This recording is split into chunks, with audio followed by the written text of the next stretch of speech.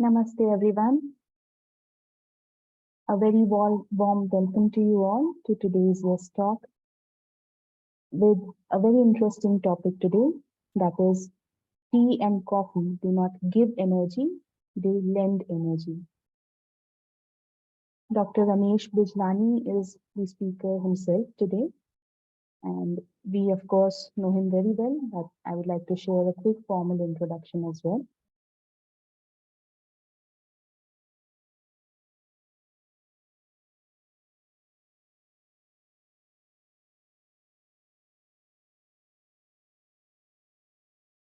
Dr. Ramesh Bijlani is a prolific writer, an inspirational speaker, and a spiritual seeker residing at Sri Aurobindo Ashram, Delhi branch. He holds a master's degree in nutrition from MIT, USA, besides a doctorate in physiology from AIIMS, New Delhi. He has behind him 25 years of research in nutrition at AIIMS. Dr. Bijlani is the author of several popular books on health and lifestyle, such as Eating Wisely and Well and Back to Health Through Yoga.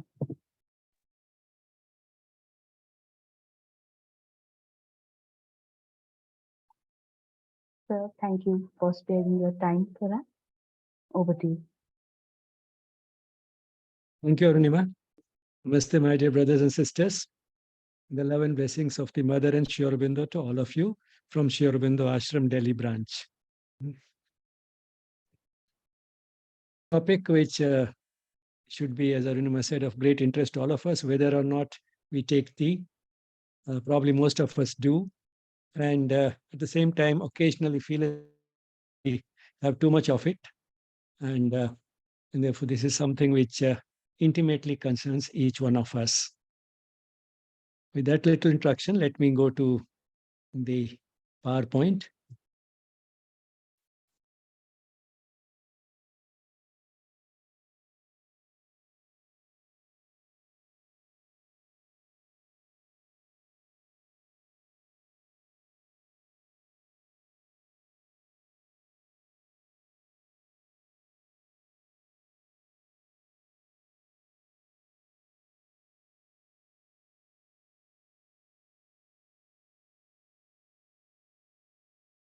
Arunima, can you see me on the screen? Yes, sir. Besides the slide? Yes, sir. Okay. So the topic is tea and coffee do not give energy, they lend energy. Whether the loan is free of any interest or tea and coffee do charge some interest, simple or compound, that's something probably you'll be able to make up your mind about by the time we end of the session. It's going to be a serious session, and therefore let's start with at least on a lighter note. This is a quote attributed to Abraham Lincoln. If this is coffee, please bring me some tea. But if this is tea, please bring me some coffee. Probably that was his way of saying that he wanted to have neither. Probably he didn't take tea and coffee. And this was his way of getting out of it in a social situation where, when he was offered either tea or coffee.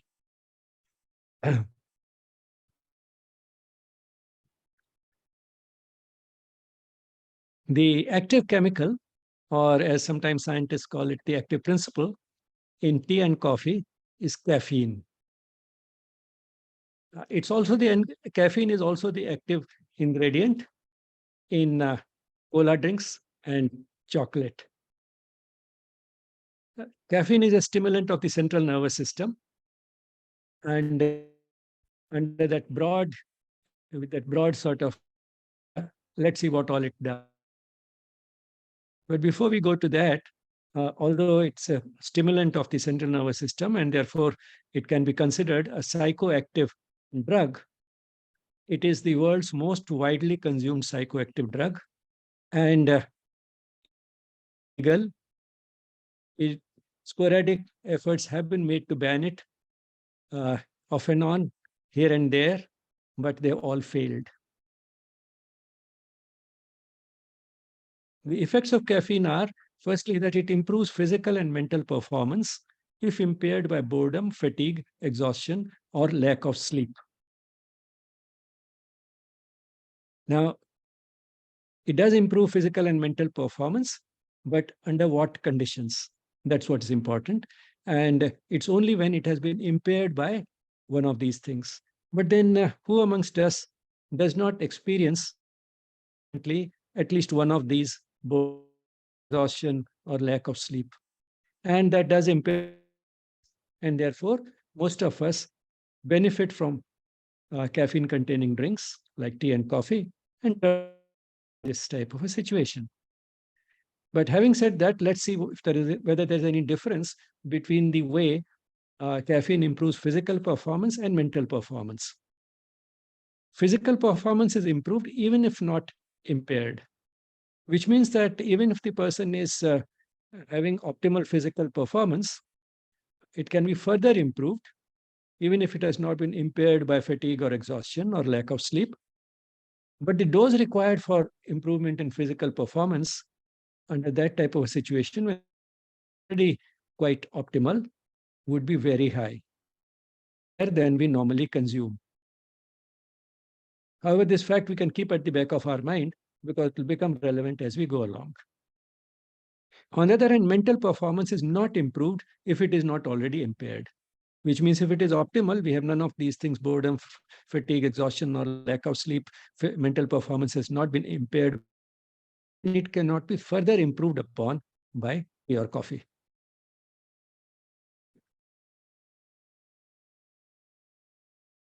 On the other hand, especially when taken in excess, it might make a person anxious, agitated, jittery, or irritable. And that would, in fact, impair mental performance and perhaps performance. And performance is not improved if it is impaired due to anxiety or anger. Because already caffeine has a tendency to make a person more anxious, more angry, more agitated, or irritable. If the person's hands are already unsteady, then they become more unsteady under the effects of caffeine. Caffeine also interferes with sleep and stimulates acid secretion in the stomach. These are two of the commonest side effects. And those who have these, the individuals vary with respect to how vulnerable they are to the disruption of sleep by caffeine and acidity in the stomach because of caffeine. Individuals vary a lot. And those who are very sensitive and get at least, they generally avoid tea and coffee and they for it. Those who don't experience these, they also sometimes use these as an excuse for not having tea or coffee. Uh, Instead of appearing rude in a social for tea, they might say it's a little too late. If I take tea, I'm able to sleep. Too late. Or they might say it doesn't suit my tummy. Don't take tea. So they can use it as an excuse because these two side effects are quite widely known and do affect some individuals quite seriously, even in a normal quantity of tea or coffee. Further, especially in a higher dose, caffeine increases the heart rate and might increase not only the heart rate, but also the force of the heart. The heart might start beating not, but also more forcefully. And that's what gives rise to palpitation, a conscious feeling of the heart beating forcefully. One can feel, that in the chest. And that can make the person further anxious and jittery. So it's a two-way relationship. If due to any reason the heart rate has become fast and more forceful, the person feels anxious or jittery. On the other hand, if he's anxious or jittery, his heart tends to beat faster and more forcefully. So this relationship is a two-way relationship, as is usually the case in mind-body relationship. It might also induce irregularity of the heartbeat, or if the person already has some irregularity, which are called arrhythmias, then it can become worse under the effect of caffeine. It might also induce constriction of the coronary arteries. And this can be a partial block. And if there's a superimposed constriction on a partial block due to fatty deposits in the arteries, if superimposed on that, is a constriction, that is a narrowing of the coronary arteries, that can block the uh, blood flow through the heart seriously and might precipitate even a heart attack. Caffeine also might increase urinary output. All these are might, because they don't happen all the time. They don't usually with normal doses. They may not happen to everybody. And therefore, possibilities and at least urinary output, increase in the urinary output, many of us have experienced that it is far just because of the water content of the tea or coffee. These are the acute effects, that is, soon after taking tea or coffee, and the effects are attributable to caffeine. What are the long-term effects? The long-term effects are that the person becomes dependent on the quantity that is consumed. Sorry, the long-term effects depend upon the quantity consumed, which means that the higher the quantity consumed, the greater the long-term effects. Dependence will come. The person becomes dependent. That will. The long-term effects that we observe depend upon the quantity of caffeine consumed, and they vary a lot with individuals. Some individuals are more sensitive and some less. By the way, those who practice yoga seriously are generally more sensitive to the short-term as well as long-term effects of caffeine. At least the short-term effects, they're more sensitive to. Among the long-term effects, linkage with lifestyle diseases like heart disease, breast cancer, and abortions is weak and controversial, which means that there is no serious increase in the risk of these diseases because of caffeine intake, at least in the quantities normally consumed. And the fact is that most quantities of caffeine seem to get away with it without any serious effects. And that's the reason why it is so common, popular, and twice before sometimes taking a cup of tea or offering somebody a cup of tea, and it is legal. Now, coming to the behavioral effects of caffeine, not only there is the physical and mental performance, if it has been impaired by fatigue or exhaustion or lack of sleep, there's also a temporary alertness and elevation of mood.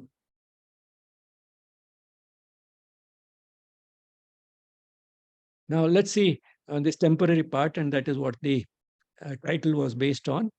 I suppose our normal energy levels are somewhere here, but exhaustion or lack of sleep, they are down to this level.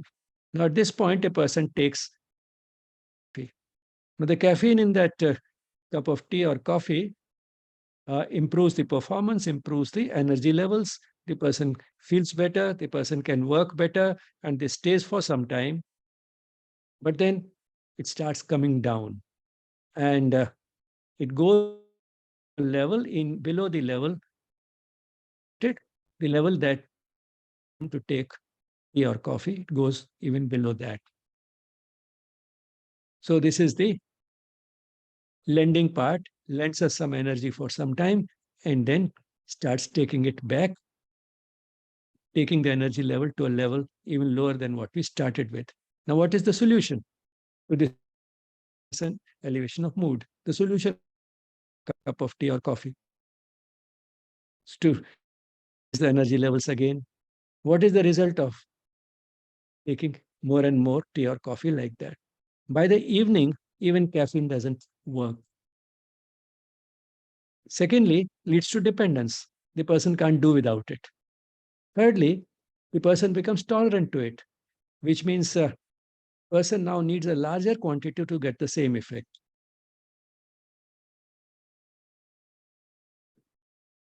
Now, person becomes dependent. I use the word addict, gets addicted. Difference between addiction and dependence. Dependence is a milder form of addiction. It's more psychological.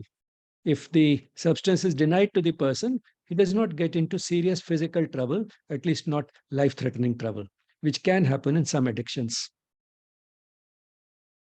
In both addiction and dependence, the person is miserable without this which he has got to which he has got habituated. But dependence is in case of some alcohol, dependence might progress to addiction. The person initially becomes only dependent, but then gradually he gets addicted to it. But in case of caffeine, it is just dependence, addiction. There is an overlap between dependence and addiction, and the terms are often used interchangeably. And therefore, the current scientific term for both is substance use disorder. In scientific literature, usually now we avoid both these terms, dependence and addiction, and instead just call both of them together substance use disorder and describe what actually person. Now, what are the effects of all? The person is dependent and the person is denied. Then one of the commonest symptoms is headache. The person may feel more tired than usual, and that's what might uh, inspire him to take a cup of tea and coffee and break his resolve to give it up. Suppose a person has decided to give up tea and coffee, he has been taking tea or coffee regularly for a long time, dependent, but give it up. And the result is he gets a headache, he feels more tired than usual, he may have some mental confusion, he may even go into a depression, and in general, feel that the energy levels are low.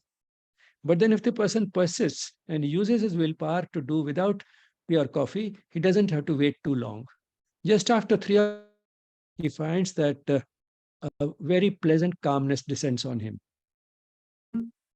He don't morning cup of tea, and the energy level stays steady throughout the day. He doesn't experience those fluctuations, energy levels going up after tea and then coming down, dipping to very low levels after the effect of caffeine has worn off. So now the energy levels are steady, and the mood swings, feeling happy, feeling euphoric because the energy levels have gone up, and then feeling depressed, or if he takes too much of it, feeling agitated and angry and jittery and so on. None of those things happen. Now he does not have that type of mood swings. So, in fact, on the whole, the person feels much better after 3 or 4 days. Now, let's have a look at the caffeine content of some of the common drinks and foods in which caffeine is consumed. 1 cup of coffee, on an average, provides about 100 milligrams of caffeine. 1 cup of tea, on the other hand, provides about 50 milligrams. Now, this is in spite of the fact that, in fact, tea has a higher caffeine content than coffee. This happens because the usual practice is to put in each cup 1 or 2 teaspoons of coffee, which is a large quantity. On the other hand, you hardly may put 1 spoon of tea leaves when you are making tea for the whole family of 3 or 4 people. Or even in a tea bag, you find that the quantity of tea leaves is very small. So it's because we use smaller quantities of tea that an average cup of tea has only 50 milligrams, which means instead of having a spoon or 2 spoons of coffee, you add only a pinch of coffee and make your coffee, then it might have less caffeine than a cup of tea.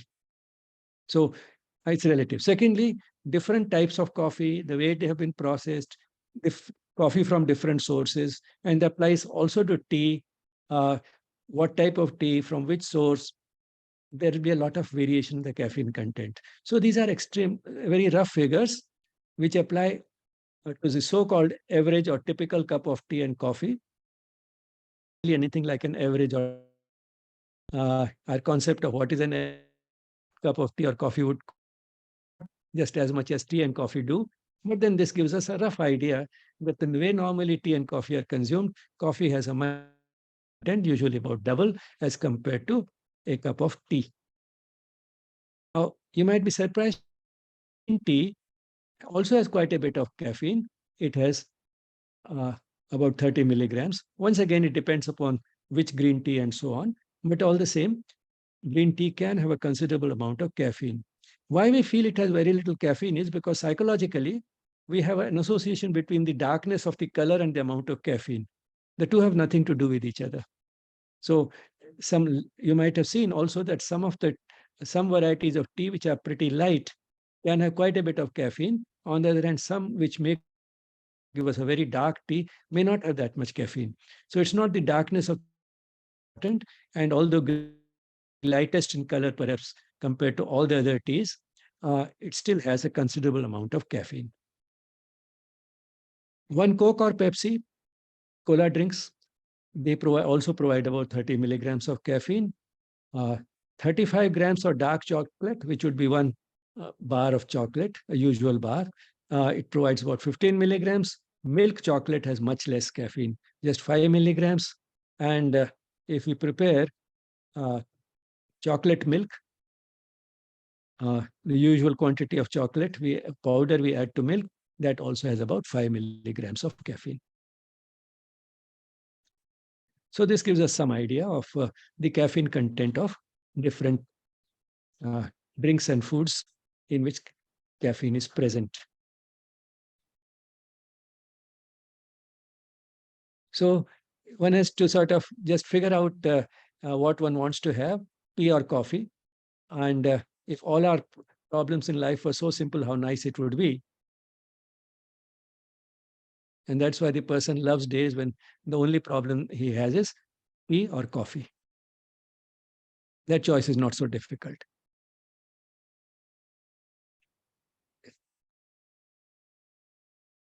Now let's see how much caffeine is safe.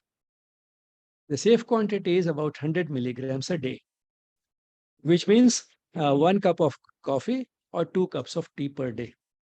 Moderately safe, 200 to 300 milligrams, 2 to 3 cups of coffee, or 4 to 6 cups of tea. Undesirable, more than 500 milligrams. 5 cups of tea or more than 10 cups of more than 5 cups of coffee or more than 10 cups of tea. Now, you might say one seldom goes to this level, but then at least 200 to 300, and if one takes more helping of these drinks in this range is something which is not such drinks are now available, and that's why I'm bringing this up, and that is not really safe. And of course, toxic quantities which could even kill are more than 1000 milligrams a day, which is extremely rare for anybody to reach. Now, why I talked about 200 to 300 milligrams and 500 milligrams is because now there are so-called energy drinks available, which have in one helping of about 300 ml, 1 teaspoons of sugar. Of course, this but then otherwise on a normal diet, it would also make the person put on weight. And why this is important is because many youngsters are taking it because as we saw, uh, caffeine in high doses can improve physical performance even if it has not been impaired by fatigue or lack of sleep. And therefore, particularly an athlete who is participating in a competitive event might try to depend upon this effect of caffeine, and then in addition get also additional fuel in the form of this large amount of sugar. To about 20 spoons would mean about 100 grams of sugar, and 100 grams of sugar would mean about 400 calories. Calories from the sugar, and then on top of that, uh, about 300 milligrams of caffeine, which might improve the physical performance, even if it is not impaired, is something which can help that person. But then, for that very reason, this person may also get disqualified from participation. But then some youngsters just take it for a kick. And it's being called an energy drink can be misguiding. And therefore, it's important to sort of keep in mind that these energy not entirely safe, maybe one of the puts on weight. These are some research studies which have been quoted in a website uh, put up by the Welsh state, Wales, in the United Kingdom. And why it has been put up is because the that state is seriously considering banning not only cigarettes, but also the sale of energy drink to youngsters below 16 years of age. And because too many cups of tea or coffee, or one or two helpings of these energy drinks can have serious side effects. And some studies have shown, which they have quoted in this link, uh, show that children who drink at least one energy drink per week are more likely to report symptoms such as headaches, sleep and stomach problems, as well as low mood and irritability. And there's also evidence to link regular energy drink consumption with low academic engagement, which would naturally mean also low academic performance. If a youngster comes or his parents say that this child's academic performance is falling and he has mood swings, is generally depressed, is irritable, he seems to be anxious and jittery, and so on and so forth. The child has behavioral issues as well as academic performance is falling.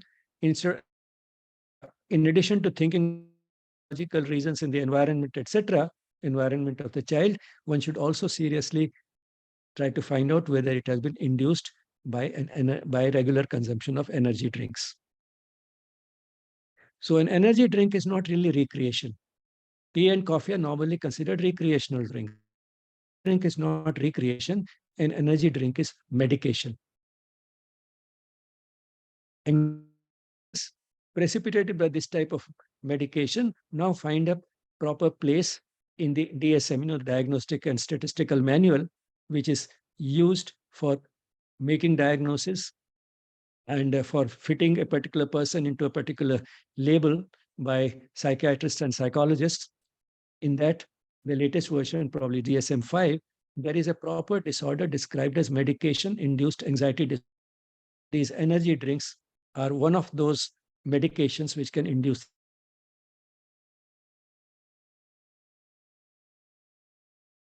Now let's see how caffeine interacts with some of the other things which are commonly consumed. Caffeine plus painkillers like paracetamol. If they're taken together, the painkillers become more effective. So one should avoid both caffeine as well as. But the fact is that most of us do use painkillers sometimes and also drink tea and coffee. And therefore, if you take your tablet of paracetamol with a cup of tea, its pain relieving effect is likely to be better. So this is a good sort of a tip for how one can improve the efficacy of the painkiller. Take it with a cup of tea, but then both tea and the painkiller might induce acidity and therefore also take something to eat along with it. Don't take it empty stomach, but all the same, uh, along with some food, if you take not only the painkiller, take the painkiller not with water, but with a cup of tea, it is likely to be more effective. How about the interaction between caffeine and tobacco? Say tobacco from tobacco cigarettes. The tolerance to caffeine increases, which means that now the caffeine becomes less effective as a result of, and therefore the chances are that the person will take more cups of tea and coffee than he otherwise would if he also smokes. Within a short interval, the interval between smoking a cigarette and the cup of tea or coffee is not much. The person is likely to feel the effect of caffeine less, or likely to consume more tea and coffee.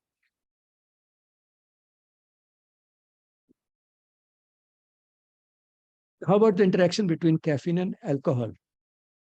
Uh, Once again, there is a tolerance. So caffeine stimulates less than otherwise if taken along with alcohol. And therefore, again, there might be a tendency to take more of caffeine also. And on the other hand, caffeine might mask the depressant effect of alcohol, and thereby the person may take also more alcohol. Now, I might say that how is alcohol a depressant? Caffeine is a stimulant, alcohol is a depressant. And therefore, the stimulant effect of caffeine on the nervous system might mask the depressant effect of alcohol. Now, how is alcohol? Alcohol is actually a depressant, and stimulation which alcohol gives, the person becomes less inhibited, more talkative, and sometimes may behave uh, irrationally and badly. A person who's normally very well behaved might start behaving badly as under the effect of alcohol. All that is not because of stimulation; it is because of the depression of the highest part of the brain, which normally inhibit or prevent us from acting in an uncivilized manner. So, removal of that inhibition because of the depression of those parts of the brain, the highest parts of the brain, the cerebral cortex, because of the depression, the person starts behaving like that. So, actually, alcohol is not a stimulant of the usual inhibition of uncivilized behavior because of depression that a person under that drink behaves like that. We'll talk in greater detail about alcohol in one of the subsequent sessions. But today, this much is enough that alcohol is a depressant, caffeine is a stimulant, and therefore, the stimulating effect of caffeine, depressant effect of alcohol, and thereby the person might drink more alcohol than is desirable and have alcohol toxicity. So it becomes a double disaster. On one hand, the person takes more tea and coffee because it stimulates him less, and higher the caffeine he takes, more it masks the depressant effect of alcohol, the more the alcohol he takes. So he has a tendency to take more of both as because of this interaction. So it's a double disaster. And therefore, it's strongly advised not to take caffeine and alcohol within short periods of time. They should be widely time. So the first helpful interaction, the interaction between caffeine and the second one, not so helpful, but not so harmful either. I mean, at least it will not lead to problems, but the interaction between caffeine and alcohol can lead to serious problems. So it's a strict no-no. Now, how about the protective effects of these substances which are now being talked about? There are plenty of research studies available on tea or coffee or chocolate preventing cancer or heart disease or diabetes. And these protective effects are attributed not to caffeine, but to the antioxidants present in tea and coffee or chocolate. And these studies are also, you also find studies on nuts, which also show the same thing. Nuts also help in preventing heart disease, diabetes, cancer, and so on. Now, what do these studies mean? These studies are usually sponsored studies. So tea industry will sponsor some manufacturer of tea study on tea. Those who manufacture coffee will study on coffee, and so on. And then what they find, they use it for advertising the product. Now, while these studies are true, uh, these substances do, in those studies, the data that those studies have is probably true, and they do prevent cancer or heart disease or diabetes because of the these substances, whether it's tea or nuts have. But what they tell us is only part of the truth. The part that they tell us is true, that yes, these substances help in preventing. What they don't tell is that these are not the only substances which are the source of antioxidants. So the person who is on tea makes you feel as if present only in tea. That is our only source of getting acid or anti. That is not true. Antioxidants are uh, widespread, found in almost every, and therefore the solution is to take plenty of plant foods, not necessarily to take tea or coffee. We are not dependent upon any of these single foods for getting our supply of antioxidants. So the sources of antioxidants in the diets are all the foods which come from plant sources, nuts, whole grains, and don't forget the spices, which are a very concentrated source of antioxidants. And spices are also important today because we are talking about tea and coffee, and soon we'll be talking about herbal tea, which is made from these spices.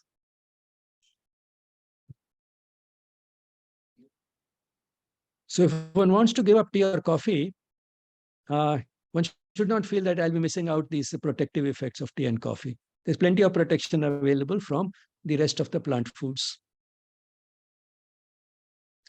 Now, this is where we take a little break for any questions that you may have. It's a pretty long session and already gone on for about half an hour. It's a midway break.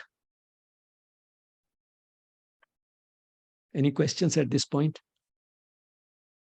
So we have a question in the chat box from Nitika Mehra. Are there certain foods that are caffeine rich other than tea or coffee? Not caffeine rich, but many other foods also have small quantities of some beans, some grains, some other uh, herbs. They do have small quantities of caffeine, but these are the major ones which have substantial quantities. And it may not be caffeine, it could be some related substances also, which have similar effects like theophylline, theobromine. So whole group of compounds, so-called xanthines as we call them. So xanthines are found in many other plants also. But these are the ones which are commonly consumed and in which we find relatively larger concentration of caffeine. Tea, coffee, and chocolate or cocoa. Yes, sir. Thank you. Hari Om, sir. One Hello? question. Hello. Yes. Yeah, go ahead.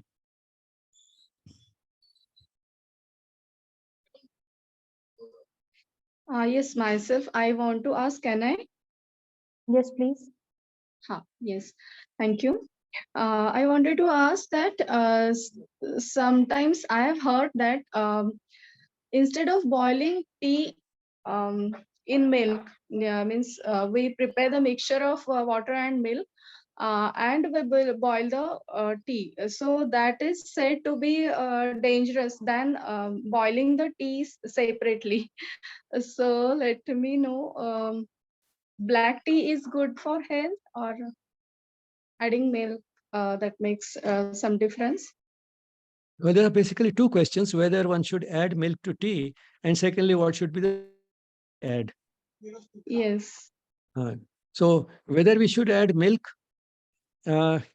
yes, ordinary tea, yes, we should probably add some milk because it provides a buffering, action. It improves the buffering capacity of whatever you take with tea, and that can be important, particularly for those who get acidity with tea. Milk can buffer that action.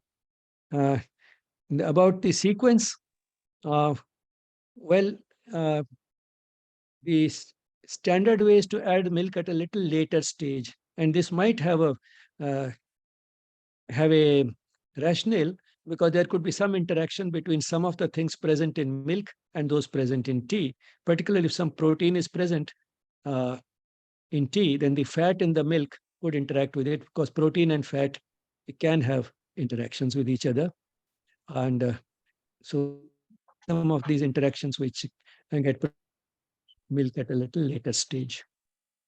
Yes, actually, we should avoid tea, but some of my family members, which are senior, they don't eat anything and they just go for tea or coffee as an energy source. Thank you so much for them. I asked. It was very nice session. Thank you so much. Thanks a lot. Tea and coffee by themselves do not provide energy. The energy comes from the milk and the sugar that we add. Yes, sir, but I can't tell them like this. It's being habitual to them now. Okay, thanks. Namaskar. Hello. Yes, Yes, namaskar, sir. Please Rishikesh go ji. ahead. The sugar part, I wanted to ask, is it not preferable to avoid the use of sugar in tea or coffee? Well, that is something which is general. Sugar, uh, because uh, it's carbohydrate. The more we take it in the form of a complex carbohydrate, that is starch, the better. And within starch, the more we take it in the form of whole grains, the better. So one should avoid sugar, but a certain amount of sugar intake uh, is acceptable and not too harmful. So within that quota, if a person wants to add some tea or sugar, some sugar to tea or coffee, that may be okay. So as we have sessions on nutrition in detail, what really matters is the glycemic index of the meal as a whole, and that would depend upon what else is accompanying that sugar, and secondly, what is the total quantity of the food that is being eaten. So that is what will make a difference. And that is one way also in which adding milk to the tea, even if we don't have anything else to eat with it, that milk itself will also bring down the glycemic index, which might otherwise be there because of the sugar only. So if it is tea sweetened with sugar without milk, that is likely to have a higher glycemic index than tea which has milk. Oh, well. Okay. Thank you. So we have a question in the chat box. Tea Yes. taken on an empty stomach versus tea with biscuits. Are they equally harmful? Kindly clarify. Taking biscuits would help, particularly a person who gets tea. So black tea for such a person will be the worst. Tea with milk will be better.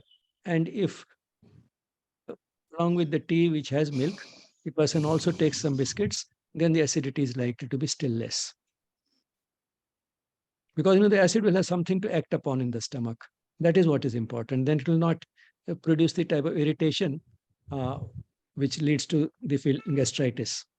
That will not happen if there's something available for the acid to act upon. It can act upon the protein, act upon the proteins in the biscuits. Okay, sir.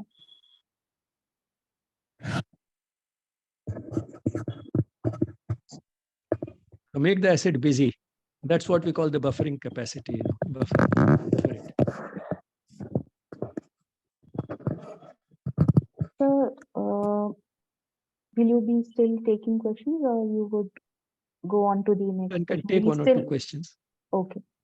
Uh, Another question. We have spoken mostly about the physical aspects related to the talk today. What about the subtle effects on mind?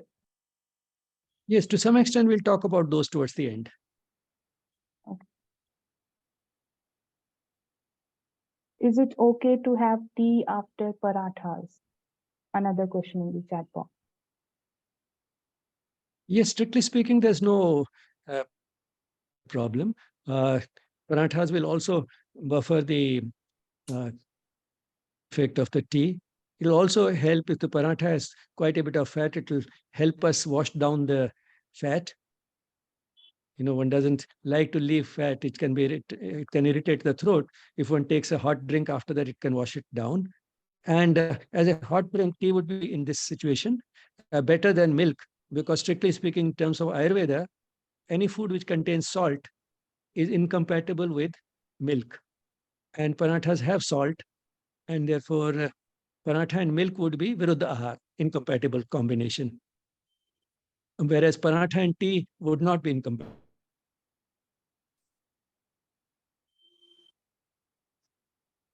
Okay, so no more questions in the chat box right now. That's all for the moment. Yes. Okay. So here we are. It's a continuation last question. Why do we take tea or coffee?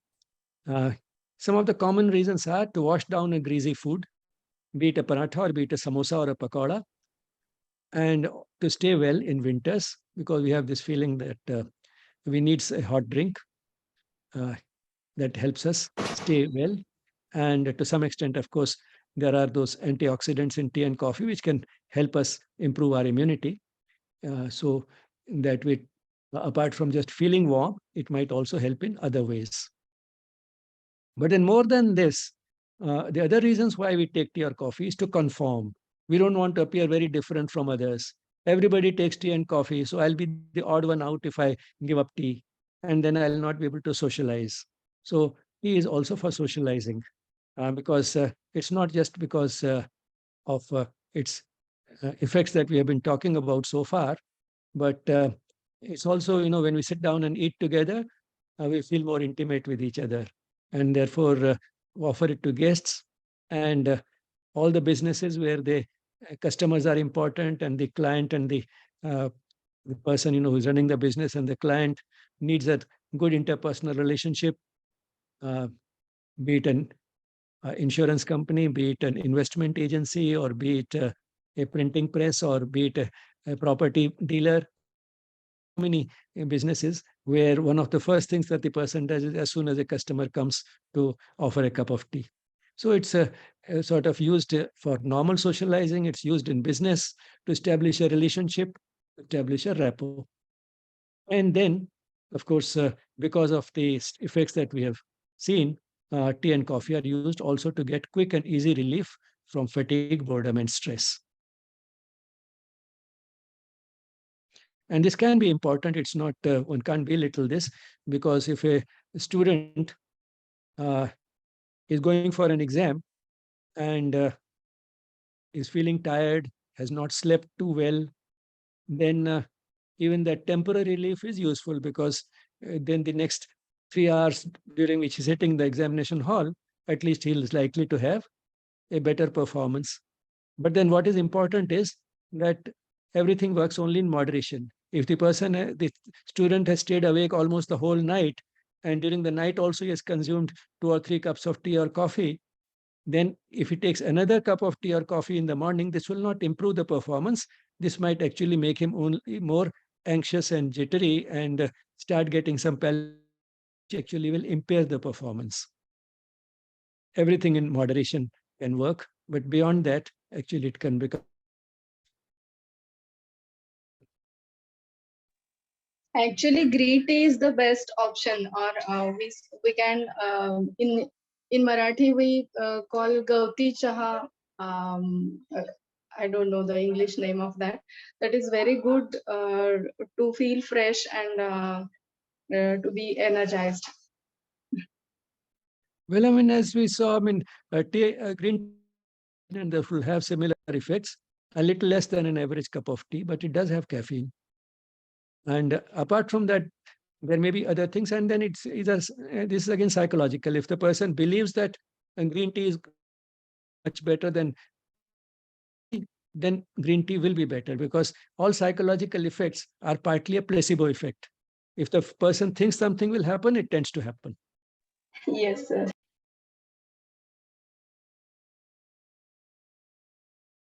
So now we come to alternatives to tea and coffee. Tea and coffee may not be foods, but have an important function in life, as we saw, both sort of concrete functions as well as functions like socializing, etc. And fact is that most of us get away with uh, moderate quantities of tea and coffee decades, and apparently we don't pay a price, at least not a heavy price for it. That is one side. But on the other side, whatever harm it can do, why take that risk? Why not have an alternative? So, are there any alternatives? In fact, there are plenty. There are plenty, both hot and cold. Uh, we might need hot drinks in winters and cold drinks in summers, and we have both types available. Decaffeinated tea and coffee, soups, herbal tea, milk which has kesar, saffron, elaichi, cardamom, or badam, almonds, or turmeric, which is these is called golden milk, and malt. Malt, is made from germinated jowar, bajra, and ragi, which are ground up and then mixed with milk and jaggery and served hot. Then cold drinks, lemonade, nimbu pani, coconut water, fruit and flower drink, wide variety of drinks made from and flowers, ginger ale, jaljeera, different sherbets, rose water sherbet, khaskhas sherbet, and so on. Mango panna among the fruit products, lassi, buttermilk. So a variety of cold drinks also, which are relatively healthier alternatives to tea, coffee, and cola drinks. You might have seen that in this, I have not mentioned green tea, in fact, because green tea is not really a caffeine-free substitute. But I mentioned decaffeinated tea and coffee because they can be a substitute. So what is the caffeine content of decaffeinated tea and coffee? Negligible, just around 2 milligrams per cup. And on the other hand, what is the caffeine content of green tea? As we saw, around 30 milligrams per cup. By comparison, a cup of ordinary tea has about 50 milligrams and a cup of coffee is 100 milligrams. So it's less, but all the same, what you get from 1 cup of coffee, you can get from 2 cups of tea and from 3 cups of green tea. That much is the difference.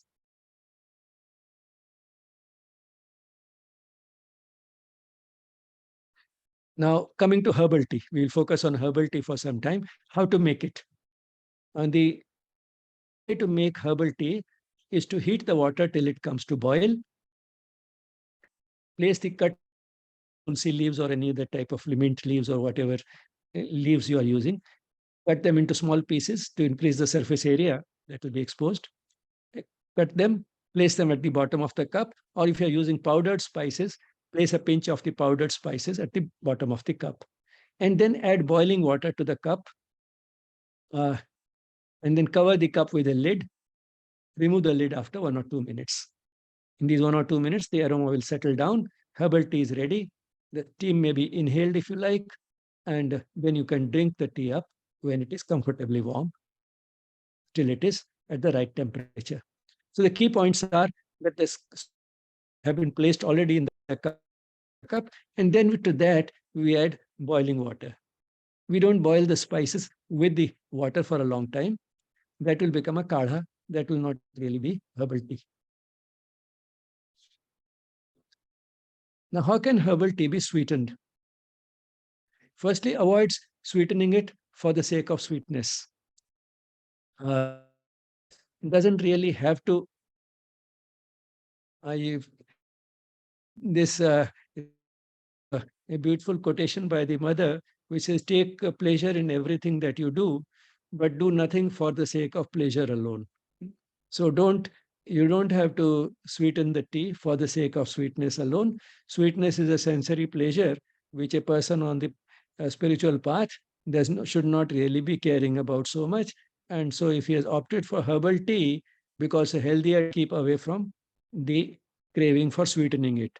And in fact, we feel that something which is sweet is more palatable than something which is not sweet. But whether it is herbal tea or whether it is ordinary tea, those who start taking it without sugar initially may miss the sugar. But then after a few months, in fact, they start liking it, and they do not like it if sugar has been added to it. In fact, they insist that please don't add sugar to my tea. I don't like it. So avoid sweetening it just for the sake of sweetness. Secondly, some spices have a natural, subtle, and mild sweet. Among these are cinnamon or cardamom, elaichi, long, which are common in tea. Particularly sweet is yashti madhu, also called mulethi, and English called licorice. But too much of mulethi may be harmful, so try to keep it to a maximum of 1 gram per day or so, uh, certainly less than 5 grams.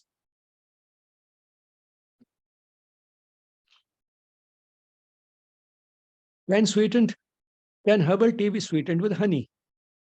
Yes, it can be, but not when the tea is very hot, because honey should be boiled. Honey should not be added to a drink which is very hot.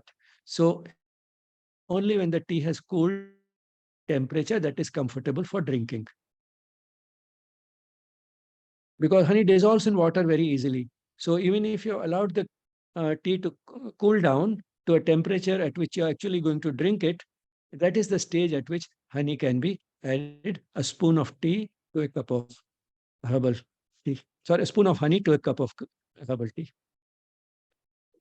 Uh, Honey, in fact, could be not only just a sweetening agent, it might increase the potency of some herbs. And honey is particularly good uh, for people who have a kapha dominant prakriti. At the same time, honey should be avoided by those who have a pitta dominant prakriti. Can one add milk to herbal tea? Rule: no. because between the herbs and particularly milk and tulsi or basil, botanical name is Ocimum sanctum, are incompatible foods. However, there is an exception. If the tea does not contain this incompatible food, that is tulsi, and the tea has been made for a child who finds the spices too small, quantity of milk may be added to.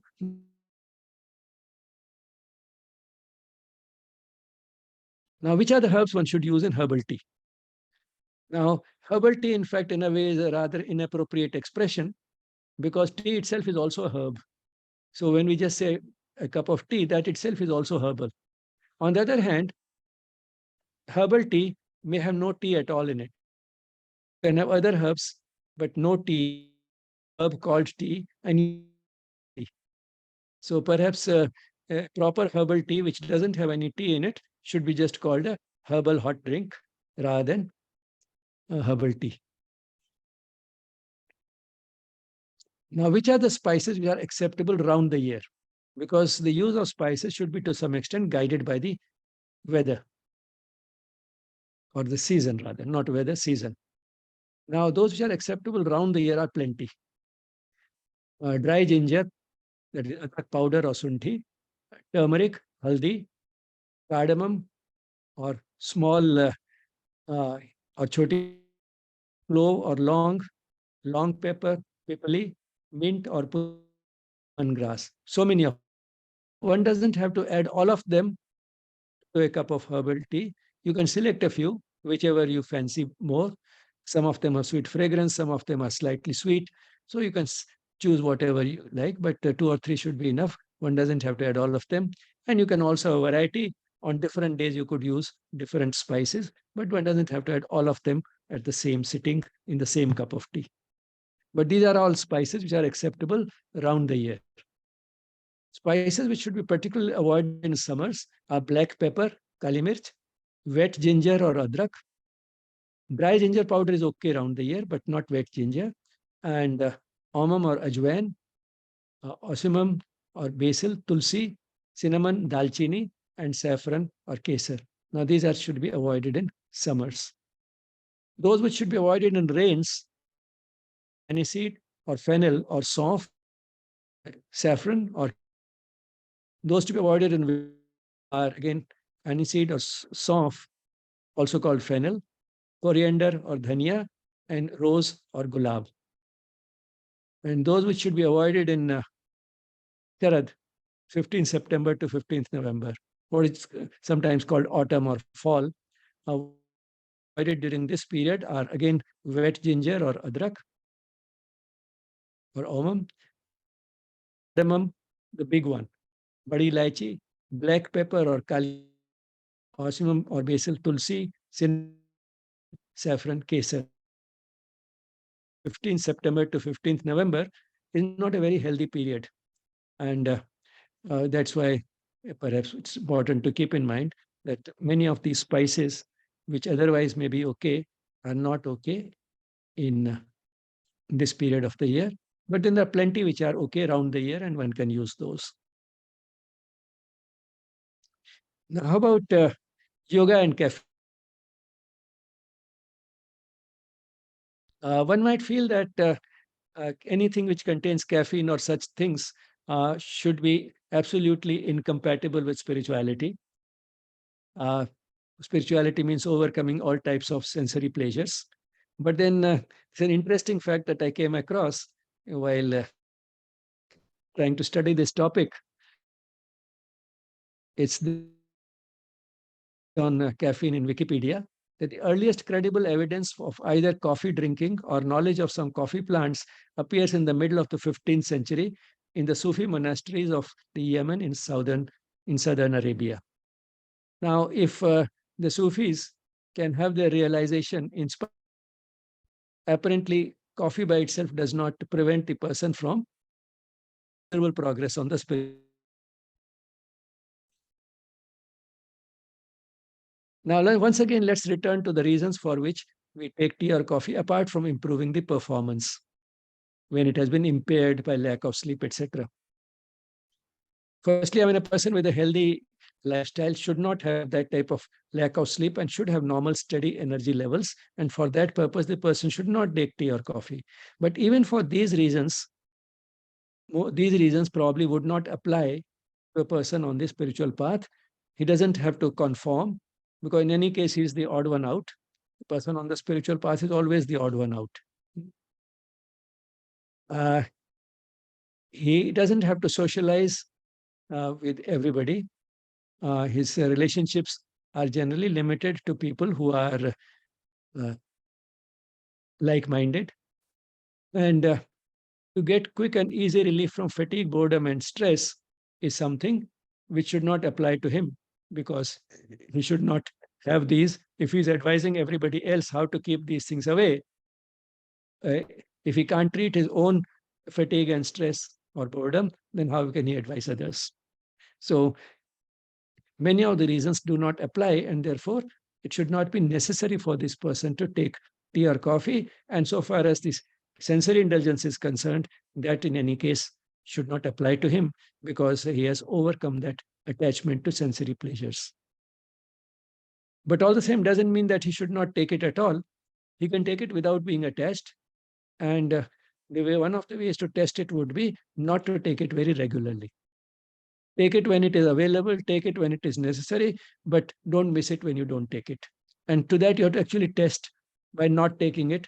Otherwise, the person may remain under the illusion that I'm not attached to it, but the person might have actually become dependent on it. And if the person has become dependent and wants to overcome that dependence, one just has to use a little willpower and persist for 3 or 4 days. And as we saw, the dependence on tea or coffee can be overcome in 3 or 4 days.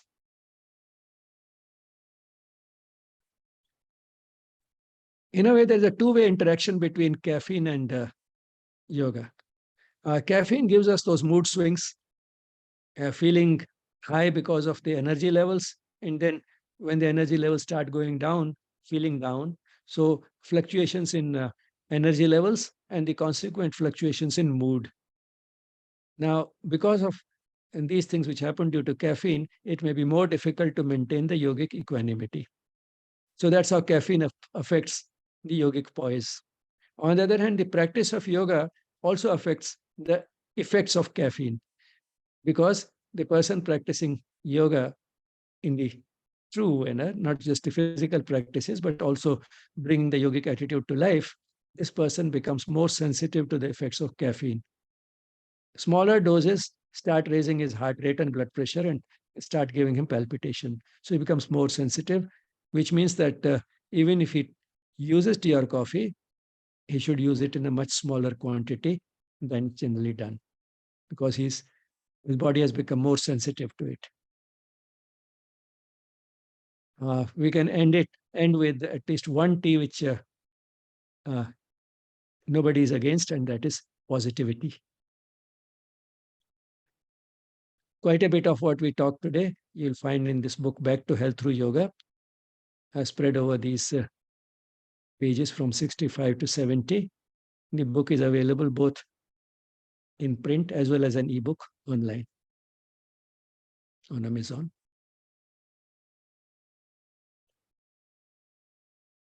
And the book is also available in the bookshop of Sri Aurobindo Ashram Delhi branch, from where I'm speaking. Yes talks and yes courses are a part of the celebrations of the 150th birth anniversary of Sri Aurobindo and the 75th anniversary of India's independence. These three, yoga, education, and spirituality, are interrelated subjects. Yoga itself is education, and any education is incomplete without spirituality.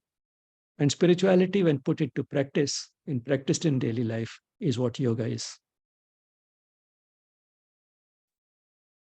We're happy to get your comments and questions on yes@yesspirituality.com. Gratitude to the Mother and Sri Aurobindo for making these sessions possible. And thank you all for being there.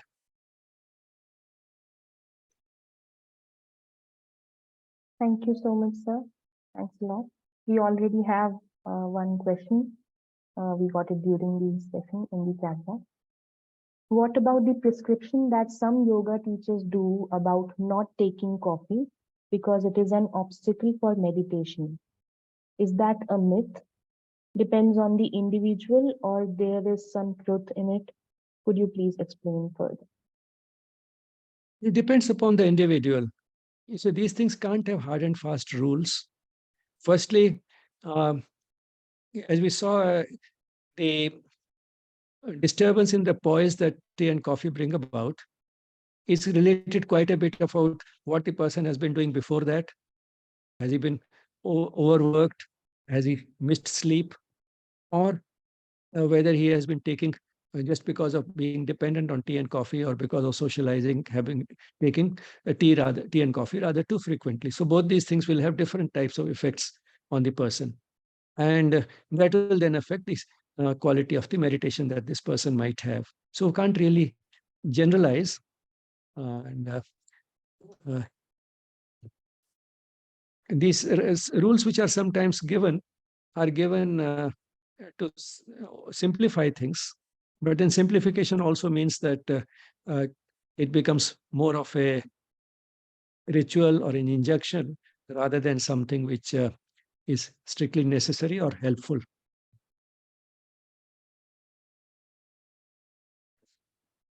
Thank you, sir.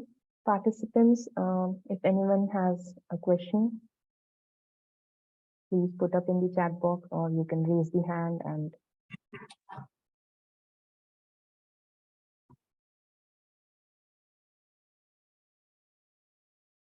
One question, sir, small one. We these days usually we drink the hot tea or the hot coffee, and these days a lot of youngsters are into taking cold coffee or cold tea. So, is there a difference in the uh, effect? Probably not much, because uh,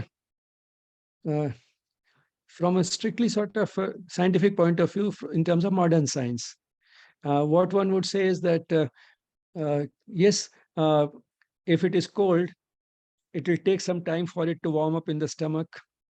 Uh, so it may take longer to be processed in the gastrointestinal tract, maybe slower to absorb, because all reactions slow down at lower temperatures. But then eventually it will come to the body temperature once it is in the stomach. And the way it should be processed, it will be processed. It spends enough time there for all that to happen. Uh, so from the strictly scientific point of view, it should not matter. And that's why a cola drink uh, makes us alert to the same extent as a cup of tea or coffee. It can also do it, although the cola drinks are always consumed cold. But from the Ayurvedic point of view, there might be some subtle differences, which I won't be very sure about. And in general, in Ayurveda, they don't actually encourage cold drinks.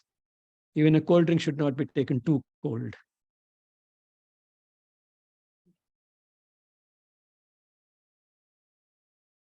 Durjoy, sir, you have Yeah. raised the hand. Yeah, please go ahead, please. Yeah, thank you very much for a very clear, concise, apparently simple but complex problem. And I was going to ask some questions in between, but then towards the end, you handled, all of those things like, the social implications, which are, there and which are quite difficult for the average person to deal with.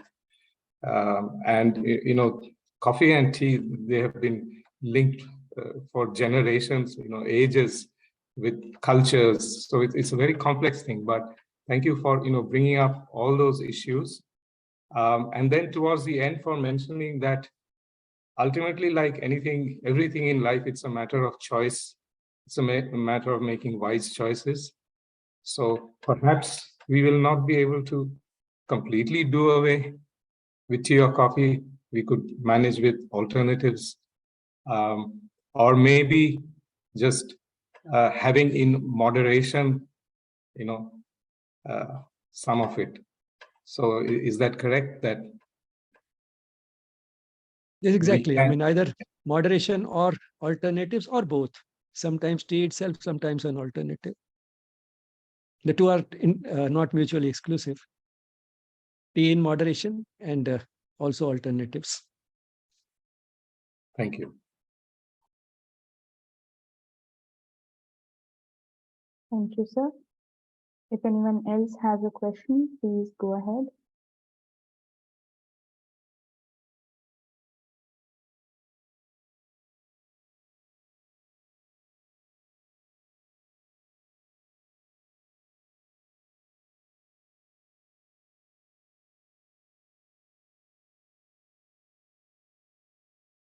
We have a question in the chat box. Drinking cold coffee at late night,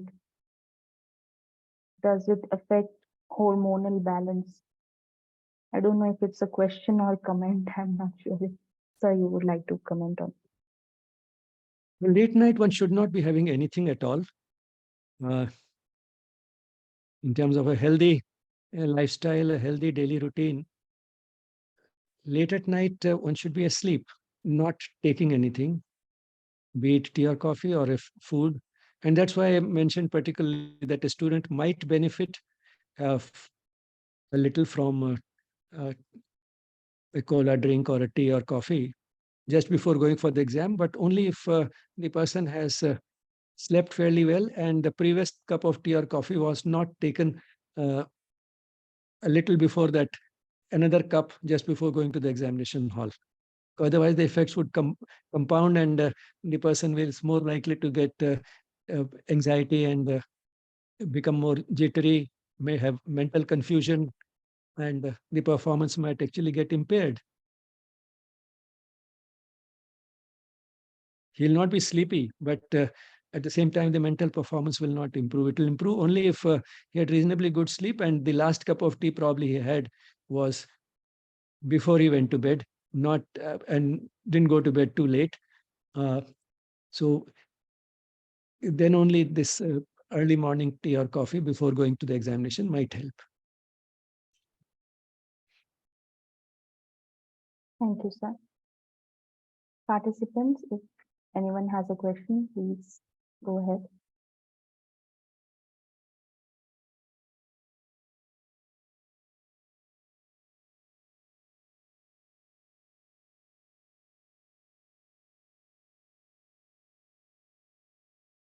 No, sir, I don't think so. We have any question or anything, and nothing in the chat box also.